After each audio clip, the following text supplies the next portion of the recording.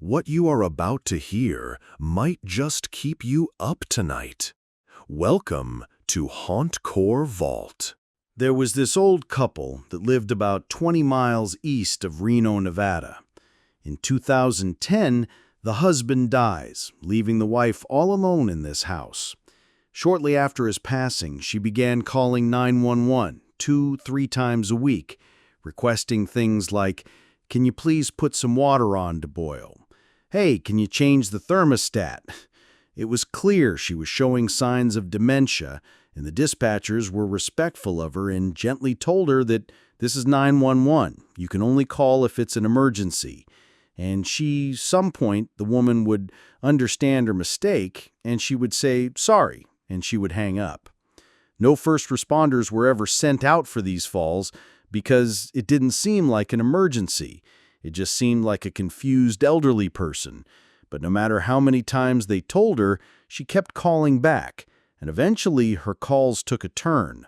Instead of calling 911 to ask her help with mundane tasks around the house, she would call 911 believing she was talking directly to her deceased husband, John.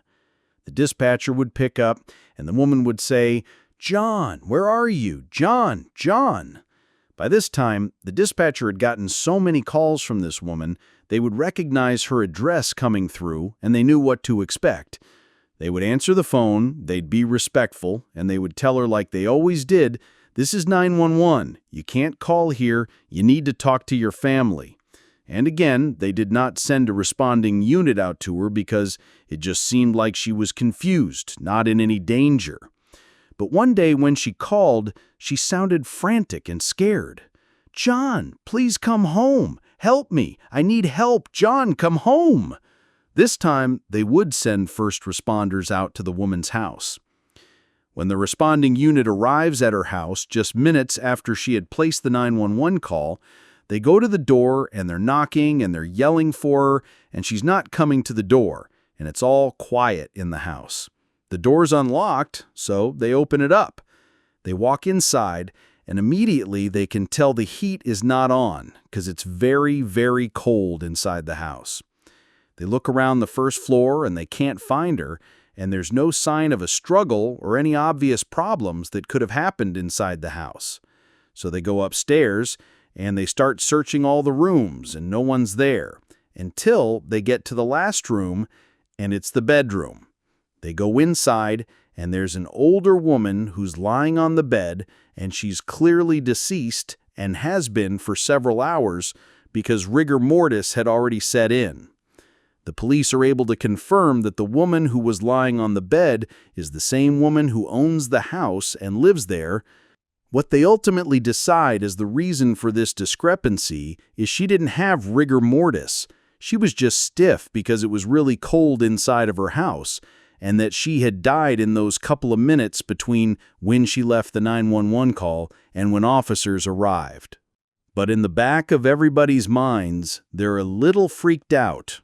A few days go by, and another call is placed to 911, coming from that woman's home address. And then the next day, the same thing happens. Here comes a call from the dead woman's house. They pick it up, and it's this distraught woman yelling for help. "I need my husband." And the dispatcher's trying to get more information, but they can't. And then the line cuts out.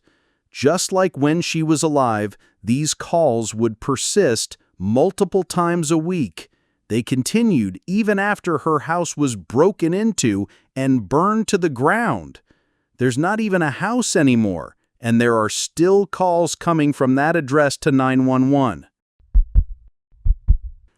My dad worked for the Army as a contractor and was supposed to be in the Pentagon that day.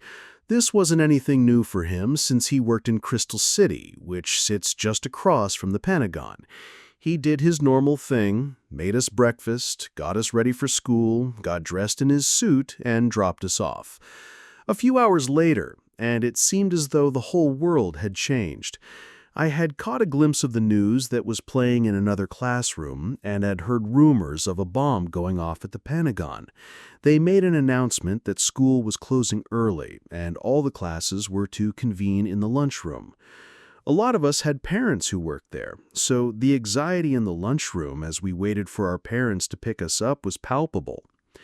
They called my name, and I walked out to the pickup line to see my dad, dressed in his weekend clothes, waiting for me in our family van. The ride home was quiet, as I couldn't think of anything to say, and my dad's face was set in a stoic expression the whole time, which was incredibly unusual for him. When we got home, it was only as he was putting the keys into our front door that I got the courage to ask why he was there to pick me up and why wasn't he dressed in his suit. He paused for a second, then turned to me and said, "I was on my way to work when someone told me not to go in.